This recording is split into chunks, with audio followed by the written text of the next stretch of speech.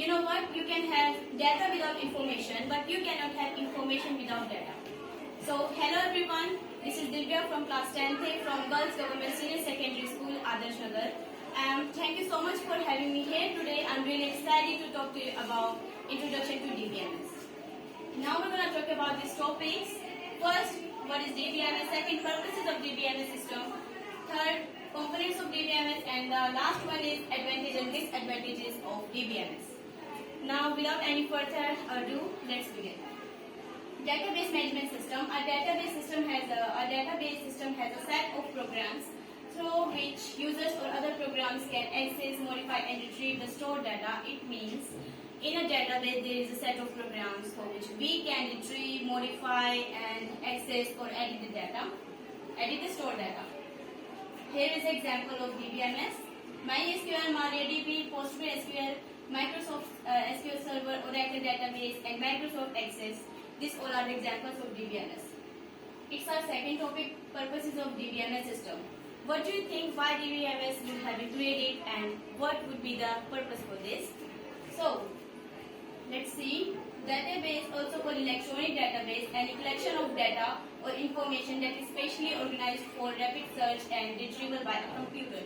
It means when we are trying to understand what is a DBMS system or a database, not only about data, but it's also about electronic database. Why? Because we can store our data in the computer and we can retrieve and rapid search the data whenever we want. That's why this is the purpose for DBMS database, and so we don't have to write it in a copy and save it for the years and years. The three main purposes of a database. Three main advantages that database have over other simple data storage system content such as text files and spreadsheets. The title care access, integrity, and security data content. So this is the main purpose of database. Let's move on to our next slide. This is our third content, components of DBMS. So let's see what is the components of DBMS. Storage engine, query language, query processor, optimization engine, metadata catalog. So storage engine. It is we can say that it's a database engine. It is the underlying software component that the DBMS uses to create, update, read, and delete the data.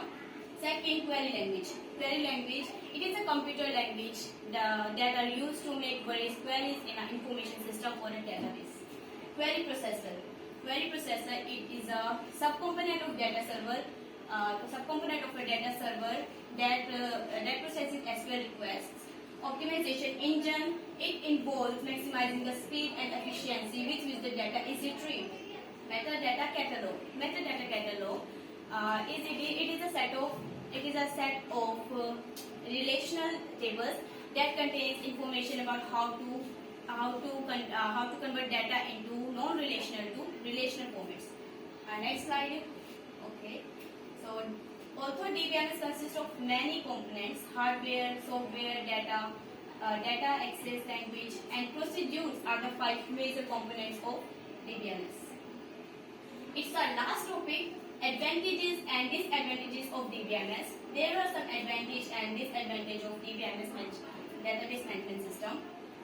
Okay, so simplicity, data integration, data migration, data access, decision making, backup recovery, data sharing, data integrity, data security, data privacy, data concurrency, data redundancy, data inconsistency. No matter whether this all are the advantages of DBMS.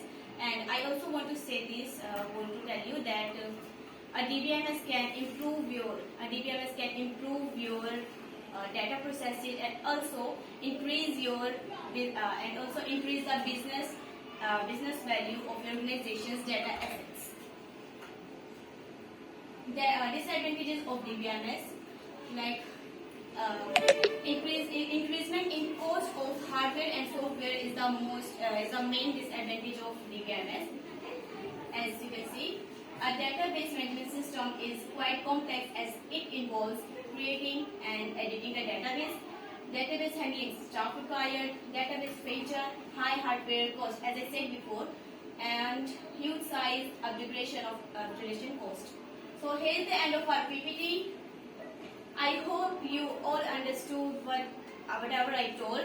So thanks for for giving me your precious time. Bye-bye.